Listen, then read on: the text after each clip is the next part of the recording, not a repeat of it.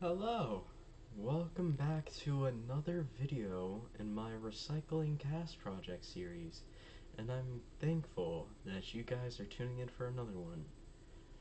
In this video, we're going to be talking about the deposit system, also known as the bottle bill, more of, in the United States.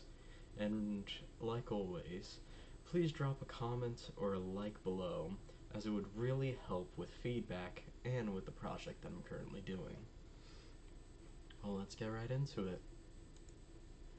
So, what is the deposit system?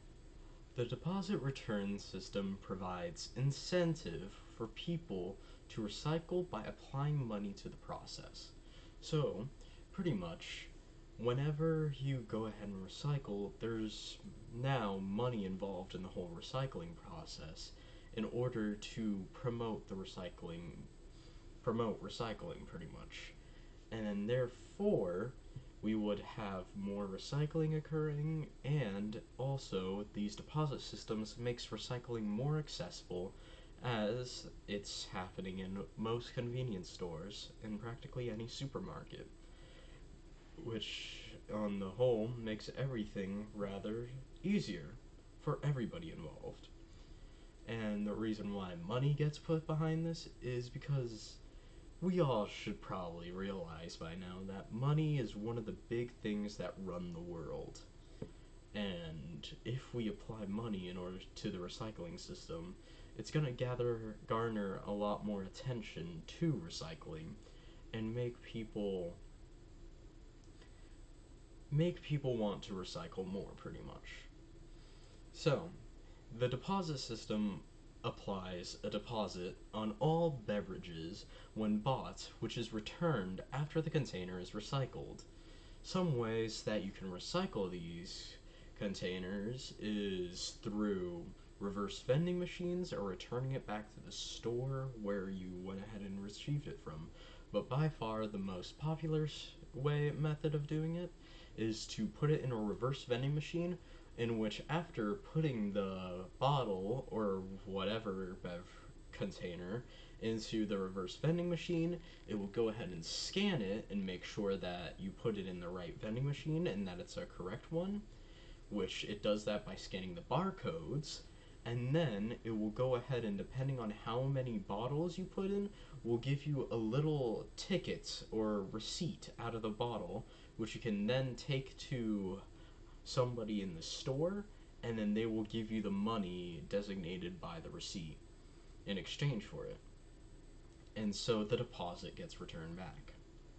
And now more than 40 countries and regions have adopted the deposit system, as which shows that it's seeming to gather some leverage and gaining some popularity. And one important thing to note about the deposit system is that this is not taxation, because the money can be reobtained.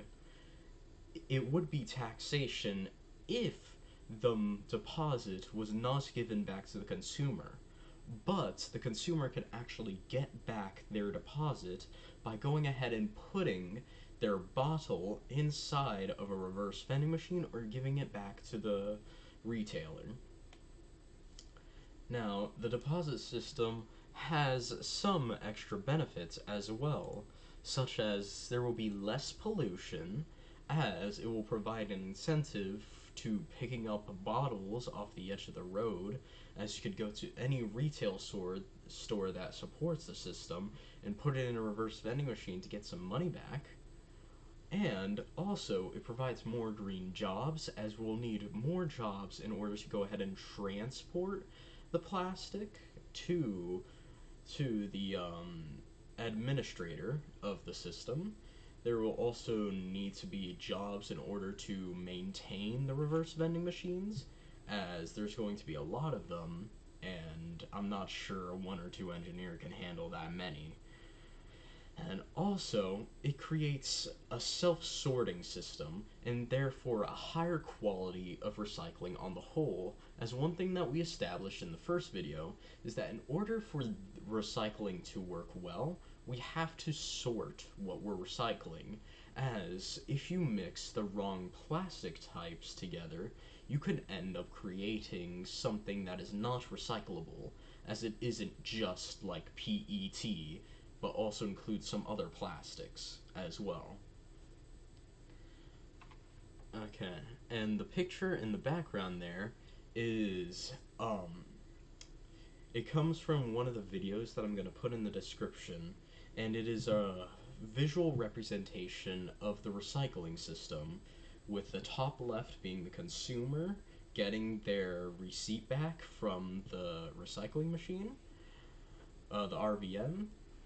The top right includes the retailer and the store, essentially, that goes ahead and sells the product.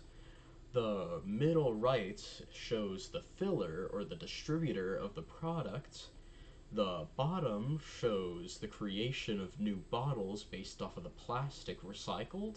And the middle left shows the sorting of the plastic that is obtained from said reverse vending machines.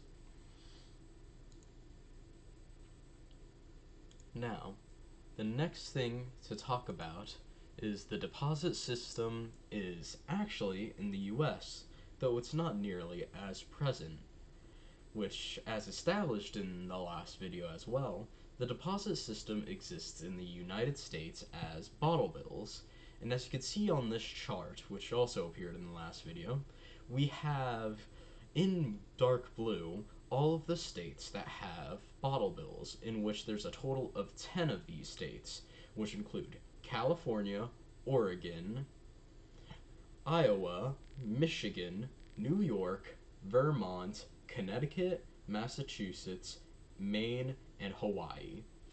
Which, if I move my camera, you can see Hawaii's right there in the bottom left of the picture. Now, some water bottles sold in the US actually include on the label the deposit amount from the bottle bill, which is a rather interesting thing to look at. If you look on the side of your water bottle, you could actually find it. Let's see. So, right here, I have a standard plastic water bottle, and if we look right here on the label, they actually say, it's probably backwards, but they actually say the deposit amount right here, which is 5 cents or 10 cents, next to the HICT, which those are initials representing states that this is from. So, the first bottle bill was passed in Vermont in 1953.